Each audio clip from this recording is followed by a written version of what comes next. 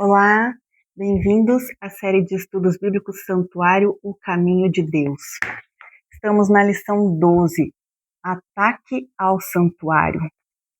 O santuário celestial, do qual o santuário terrestre era uma cópia, é o divino centro de operação na luta entre o bem e o mal. É o centro de controle de Deus, onde está o trono de Deus. Por ser morada de Deus e o centro do governo dele, Satanás sempre atacou o santuário. Algumas vezes, Satanás fez isso pessoalmente, houve guerra no céu, outras vezes usou os seus agentes. Se ao longo da história testemunhamos as investidas de Satanás contra o santuário, podemos esperar que isso se repita com muito mais intensidade no tempo do fim. Mas quais são as estratégias usadas pelo inimigo para ofuscar e manchar as verdades ensinadas por meio do santuário? Hoje vamos descobrir quais são essas estratégias e como podemos nos proteger delas. Satanás se usa do engano, ele trabalha na nossa mente. O que Paulo falou sobre a obra do anticristo, precisamente antes da volta do Senhor, vamos ler 2 Tessalonicenses 2, versículos 3 e 4. Ninguém de nenhum modo vos engane, porque isto não acontecerá sem que primeiro venha a apostasia. Apostasia é afastamento das verdades.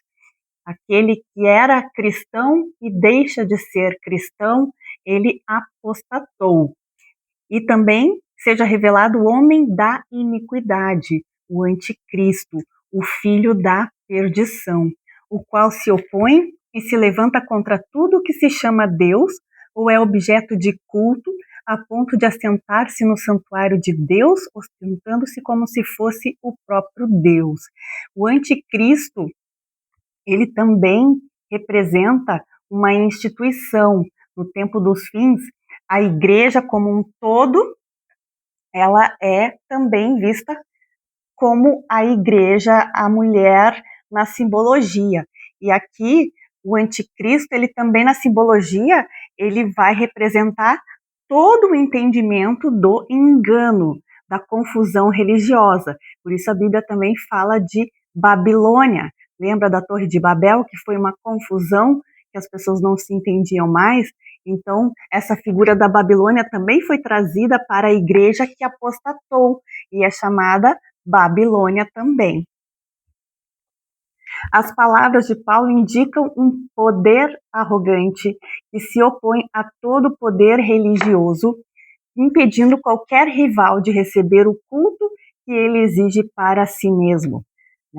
Esse rival, ele exige o culto para si mesmo. O culto não é para Deus, é para uma pessoa. O homem da iniquidade se assentaria no santuário de Deus e usurparia as prerrogativas da própria divindade. Agora sabemos que quem faz papel de sacerdote é Cristo. Assim, nenhum homem aqui na terra pode fazer papel de sacerdote, já que o sacerdote real, que é Cristo, está no céu, no santuário do céu. Então, agora, antes o que chamávamos de templo, hoje chamamos de igreja. O que chamávamos de sacerdote, hoje nós chamamos de pastor. E o que nós chamava de altar, hoje nós chamamos de púlpito. Então, não se fala mais em templo, em santuário, em intermediação também por um sacerdote humano, porque o nosso sacerdote é o próprio Deus. Então, existe um poder arrogante que usurpou as prerrogativas da própria divindade, a ponto até de perdoar pecados. Somente Deus perdoa pecados. E Cristo, como Deus, ele perdoa pecados. Essa profecia se cumpre, então, em qual sistema? No sistema papal da Igreja Romana. Mas como o papado tenta assumir o lugar de Deus no santuário? O processo de paganização do cristianismo, de trazer as coisas mundanas para dentro da igreja, não apenas deitou por terra as verdades do santuário, e como vimos lá em Daniel, esse poder arrogante faria exatamente isso, ele iria desvirtuar as verdades, então a igreja ela seria contaminada com enganos, com tradições humanas, com poderes e vontades de homem, sem fazer mais a vontade de Deus e exaltar a lei de Deus. Também essa igreja católica substituiu as doutrinas básicas ligadas ao santuário por ensinos de origem pagãs. Hoje veremos 5 exemplos das distorções das verdades bíblicas por outras antibíblicas. Um exemplo é a doutrina da transubstanciação. Foi dogmatizada no 4º Concílio de Latrão em 1215 e ratificada no Concílio de Trento em 1545 a 1563. O Catecismo da Igreja Católica, página 380, declara: o Concílio de Trento resume a fé católica ao declarar: pela consagração do pão e do vinho opera-se a mudança de toda a substância do pão na substância do corpo de Cristo nosso Senhor e de toda a substância do vinho na substância do seu sangue. Esta mudança a Igreja Católica denominou-a com acerto e exatidão, segundo eles mesmos dizem, transubstanciação. Isso não é bíblico. A nossa celebração da Santa Ceia não é a fé de que aquele pão e aquele vinho, que na verdade é suco de uva, que também é chamado de vinho na Bíblia, aquilo lá não se transforma em corpo real de Cristo, em sangue real de Cristo, como os católicos creem. A Bíblia nunca afirmou isso. Nós apenas fazemos esse ritual em memória de Cristo, em comemoração ao perdão dos nossos pecados. O que então as Escrituras declaram sobre o sacrifício de Cristo? Vamos ler Hebreus 9, versículo 28. Hebreus 9, 28. Assim também Cristo, tendo se oferecido uma vez para sempre para tirar os pecados de muitos, aparecerá segunda vez, sem pecado, aos que o aguardam para a salvação. O sacrifício de Cristo foi suficiente e definitivo para que, com fé na cruz, possamos ter os pecados perdoados.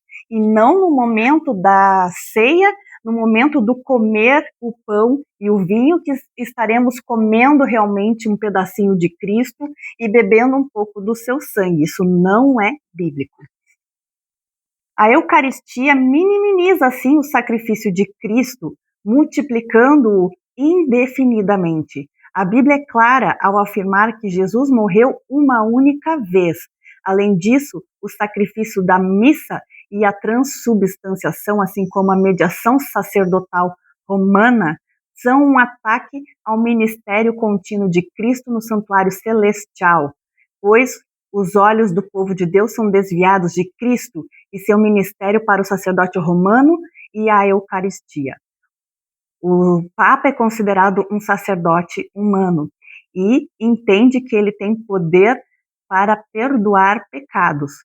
Isso não é bíblico porque temos o sacerdote real, que é Cristo, e ele não vai delegar mais o seu ministério, que ele já cumpriu, para outro ser humano.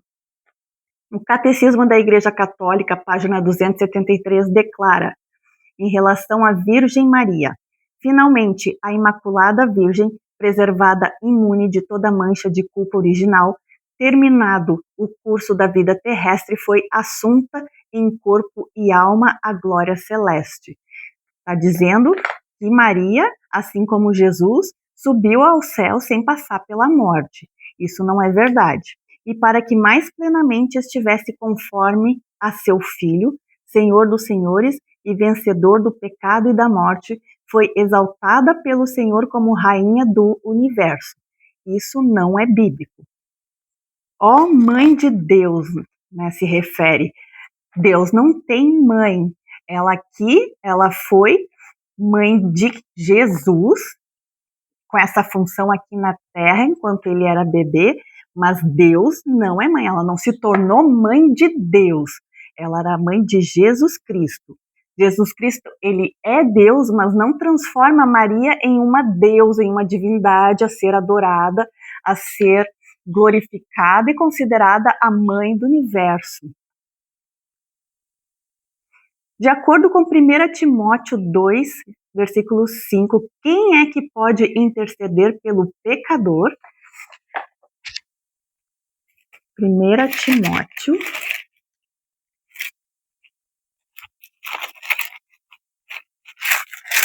1 Timóteo 2,5. Porquanto há um só Deus e um só mediador entre Deus e os homens, Cristo Jesus, homem. Apenas Cristo é mediador. A Ave Maria não é mediadora, o Papa não é mediador. Apenas Cristo, nem os santos, né? Então, somente Cristo pode ser mediador entre Deus e seres humanos. Por meio do seu sacrifício e ministério no santuário celestial, Jesus se tornou nosso advogado. Isso está em 1 João 2, versículo 1. Além disso, uma vez que o chamamos santos, como Pedro, Paulo e Maria, esses estão mortos. Seria uma abominação tentar buscar a ajuda deles, como o próprio Deus advertiu. Vamos ler Deuteronômio 18, versículo 10 a 12, que Deus não se agrada que consulte mortos. Deuteronômios 18, 10 a 12. Não se achará em ti quem faça passar pelo fogo seu filho ou a sua filha, nem adivinhador, nem prognosticador, nem agoureiro, nem feiticeiro, nem encantador, nem necromante, nem mágico, nem quem consulte os mortos.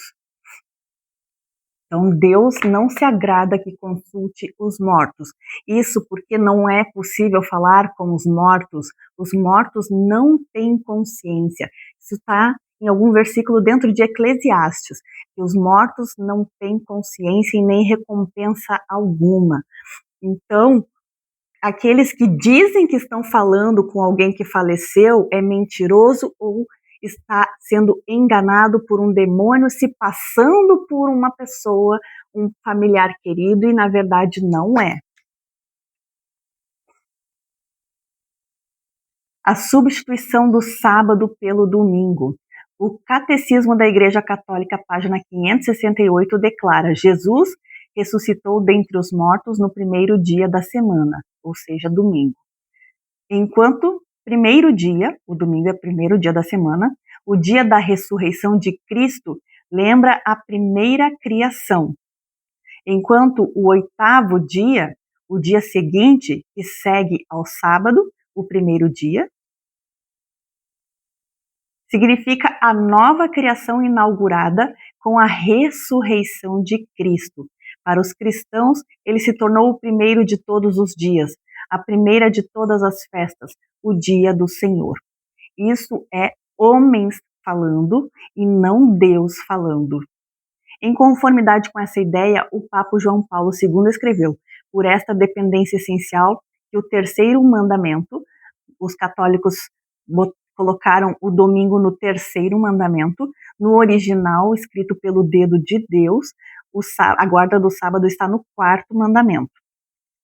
Apercebendo-se da originalidade do tempo novo e definitivo inaugurado por Cristo, assumiram como festivo o primeiro dia depois do sábado, porque nele se deu a ressurreição do Senhor. Existe também igrejas evangélicas que acataram essa tradição católica e guardam também o domingo, fazem os seus cultos aos domingos, porém a lei de Deus, escrita pelo dedo de Deus, continua escrito sábado. E, inclusive, Deus colocou essa lei dentro do santuário celestial, na Arca da Aliança Celestial. Então, aquelas tábuas que Deus escreveu com seu próprio dedo eram cópias da lei que está no céu. De acordo com a Bíblia, qual dia deve ser santificado? Lá em Gênesis, percebemos antes da queda do pecado, já se guardava o sábado. Adão e Eva, antes de pecar, guardavam o sábado. O próprio Deus guardou o sábado. Ele criou o sábado, o santificou. E Jesus disse que o sábado foi feito para o homem e não o homem para o sábado, porque o sábado é um presente, é uma bênção. Foi feito para o homem ter a presença de Deus, ter essa comunhão com o Deus Criador, esse memorial, né, um santuário no tempo. O sábado é considerado um santuário no tempo, estabelecido pelo próprio Deus ainda antes do pecado. Ainda não havia povo israelita nessa época. Então não é só para israelita, não é só para judeu. Era para toda a humanidade, porque Adão e Eva representam toda a humanidade. Em Êxodo 20, versículos 8 a 11, está os mandamentos, e nessa parte está o quarto mandamento, que fala: lembra-te do dia de sábado, porque o sábado é sempre atacado. Então Deus traz: lembra-te do dia do sábado. Além de guardar, Deus quer que lembre dele durante toda a semana para se preparar para o sábado estar livre para Deus. E ainda traz dentro do mandamento a lembrança que Deus é o Criador. Ainda dentro do sábado fala que não é, além de você não trabalhar, não é para trabalhar nem o seu servo, nem os seus familiares, nem quem estiver na sua casa. Então existe realmente um interesse de Deus de trazer o seu povo para si nos sábados, como um memorial da criação. Vamos ler Lucas 23, 54, 56. Será que os discípulos pararam de guardar o sábado? Será que as mulheres que acompanhavam Cristo pararam de guardar o sábado? Se Cristo tivesse abolido o sábado, eles não estariam mais guardando, né? E nós vamos ver que, pelo contrário, eles continuaram guardando o sábado. E um exemplo vai ser Lucas 23, 54 a 56.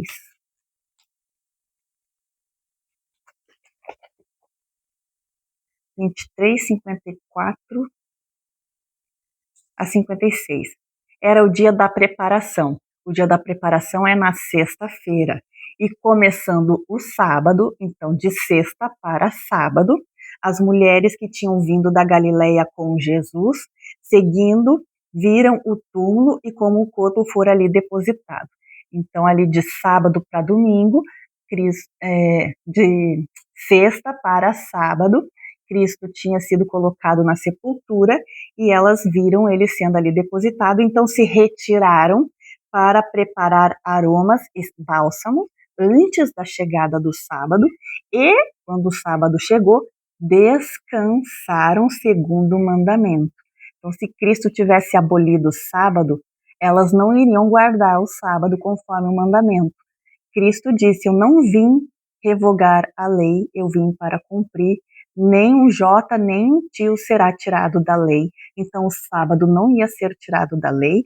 E quando ele disse que era o Senhor do sábado, ele estava dizendo que ele sabe como se guarda o sábado, que a tradição dos judeus não era a verdadeira guarda do sábado, que a tradição estava distorcendo a guarda do sábado. Vemos que Deus não aprova que a tradição de homens mude a sua lei. Logo, a tradição católica não pode ser mais importante que os mandamentos escritos pelo próprio dedo de Deus. Se Deus quisesse mudar o dia, ele faria isso com o seu próprio dedo, porque ele seria a mesma autoridade e poder para fazer essa alteração. Ele não delegaria isso para o homem. O homem não tem poder e autoridade para fazer mudanças nas leis de Deus. Em conformidade com essa ideia sobre o domingo, o Papa João Paulo escreveu: por esta dependência essencial que o terceiro mandamento tem a memória das obras salvíficas de Deus os cristãos, apercebendo-se da originalidade do tempo novo e definitivo inaugurado por Cristo, assumiram como festivo o primeiro dia depois do sábado, ou seja, o domingo, porque nele se deu a ressurreição do Senhor. Estudando também essa história dessa mudança, nós voltamos lá para o tempo de Constantino. Naquela época, os romanos perseguiam os cristãos e os judeus. E, para então, ele se converte, teoricamente ele se converte, e para agradar os pagãos e agradar também os judeus e os cristãos, ele estabelece então que agora seria o descanso no domingo, que seria guardado o domingo para então agradar tanto os pagãos, que tinham o seu dia de adoração no domingo, adoração ao Deus Sol, o Sunday, né, conhecendo em inglês, né, que é o dia do sol, Sunday, e trouxeram para dentro do cristianismo. Isso é colocar por terra as verdades bíblicas. De acordo com a Bíblia, qual dia deve ser santificado? Vimos então que é o sábado. Até mesmo o apóstolo Paulo se converteu cerca de 3 anos após a morte de Cristo e santificava o sábado. Ele se converte, ele conversa com os discípulos de Cristo, eles teriam avisado, o sábado, né, Jesus aboliu.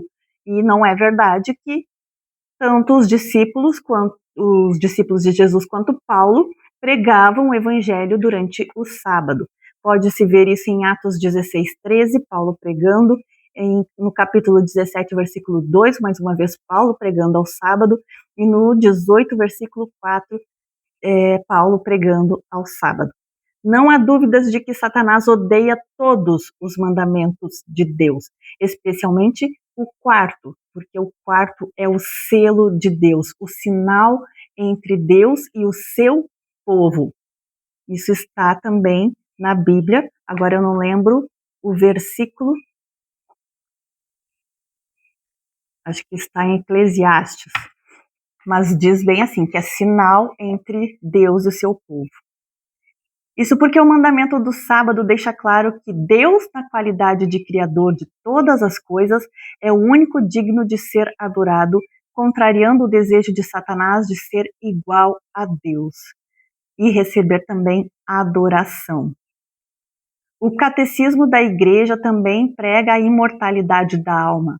A igreja, na página 105 do catecismo, ensina que cada alma espiritual é diretamente criada por Deus, não é produzida pelos pais e é imortal. Ela não perece quando é separada do corpo na morte e se unirá novamente ao corpo na ressurreição. Segundo a Bíblia, não tem separação entre corpo e alma. A alma não fica vagando por aí, a alma já não sobe direto ao céu, nós subiremos ao céu com o corpo. Corpo e alma juntos a Bíblia, ela chama pessoas vivas de alma vivente. Então, não separa do corpo a alma. A Bíblia ensina que não há consciência após a morte. Então, se a alma se separasse do corpo e fosse para o céu e já estivesse vagando por aí, ela teria consciência, e a Bíblia diz que não tem. Vamos ver o que a Bíblia ensina sobre a alma. Ezequiel 18, versículo 4.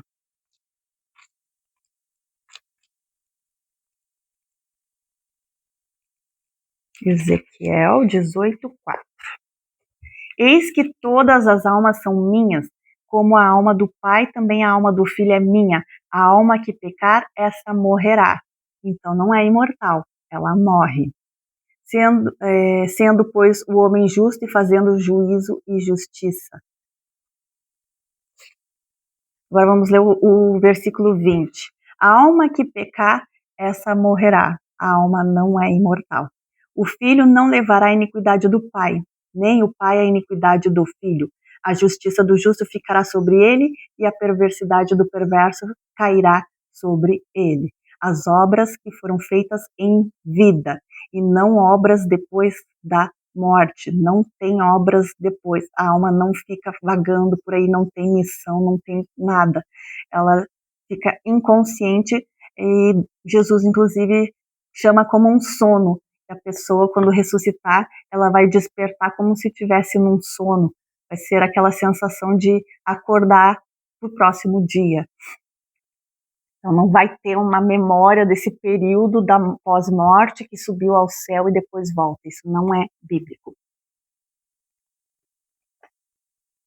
O ensino de que a alma é imortal foi a primeira mentira contada por Satanás no Éden. Isso contrariava as claras orientações dadas por Deus a Adão e Eva de que se comessem do fruto proibido certamente morreriam.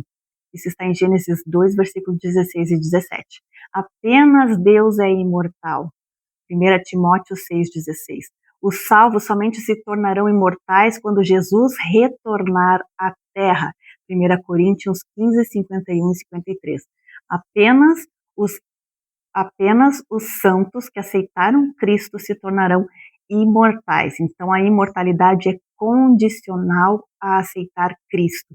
E Cristo é a nossa herança. Não faz sentido uma pessoa que não aceitar Cristo, que não quer Cristo como herança, ir para o céu, porque é a presença dele que é o nosso galardão. E reinar com ele e viver com ele, ser sacerdotes dele, não faz sentido se uma pessoa não aceitar Cristo. Por isso ele é o caminho, ele é o único caminho, ele é a verdade. O que a Bíblia ensina sobre o tempo em que a recompensa será dada aos salvos, 2 Timóteo.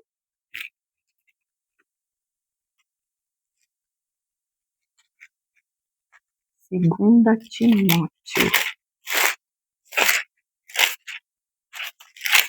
2 Timóteo 2,5. Igualmente, o atleta não é coroado se não lutar segundo as normas. Então, está falando que Deus tem normas, assim como os atletas, eles têm normas, nós temos normas a seguir.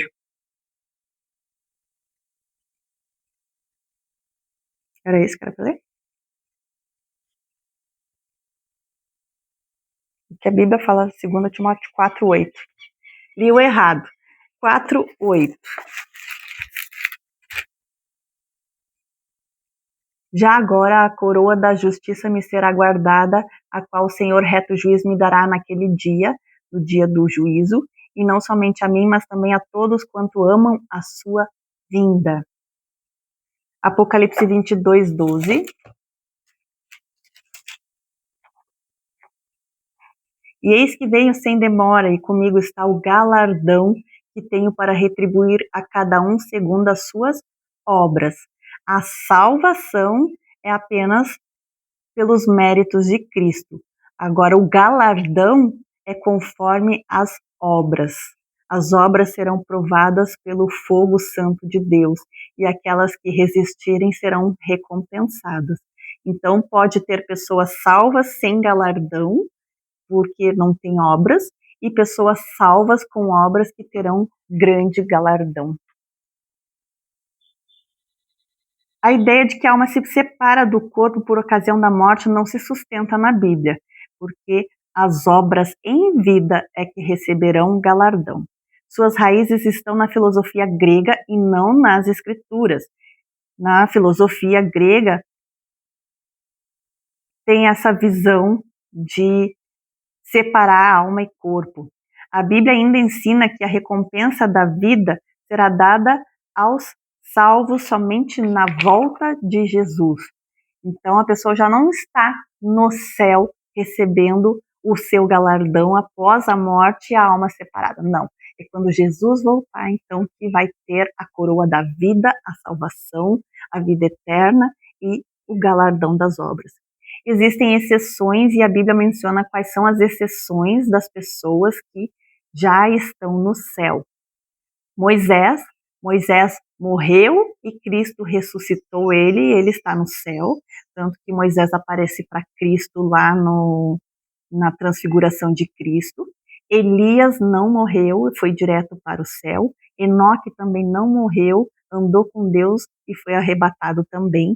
E algumas pessoas que ressuscitaram quando Jesus morreu, a Bíblia diz que foram ressuscitadas, essas também estão no céu. a inferência que se constata através dos textos bíblicos, né? Se ler Mateus 17, 2 e 3, Mateus 27, 52 e 53 e Hebreus 11, versículo 5, eles são considerados as primícias da ressurreição, então eles estariam também no céu. Os demais salvos estão no pó da terra, aguardando a primeira ressurreição. Isso está em João 5, versículos 28 e 29 e Apocalipse 20, versículo 6. Satanás tenta profanar o santuário de Deus para obliterar a obra de Cristo, para deixar menos importante a obra de Cristo. O grande engano maligno consiste em apresentar Jesus de uma perspectiva distorcida. Por meio de seus falsos ensinos, podemos perceber o quanto o inimigo odeia as verdades relativas ao santuário e à obra de Cristo em nosso favor. Apesar disso, as palavras do autor de Hebreus são confortadoras. E diz assim, Hebreus 4,16: Acheguemo-nos, portanto, confiadamente junto ao trono da graça, a fim de recebermos misericórdia e acharmos graça para socorro em ocasião oportuna. Nós temos acesso direto ao trono celestial através de Cristo e não precisa intercessor em meio disso, é direto com Deus. Então, depois de aprender mais sobre algumas estratégias de Satanás para induzir as pessoas em erro, hoje precisamos decidir permitir Cristo proteger a nossa luta espiritual contra Satanás, contra os enganos de Satanás e nos apegar às verdades bíblicas para nos mantermos dentro do que a Bíblia diz que foi homens inspirados por Deus e inclusive os mandamentos escritos pelo próprio dedo de Deus. Cristo, ele não aceitou a tradição dos judeus. Ele mostrou como realmente Deus quer que cumpra os seus mandamentos. Ele é a revelação de Deus.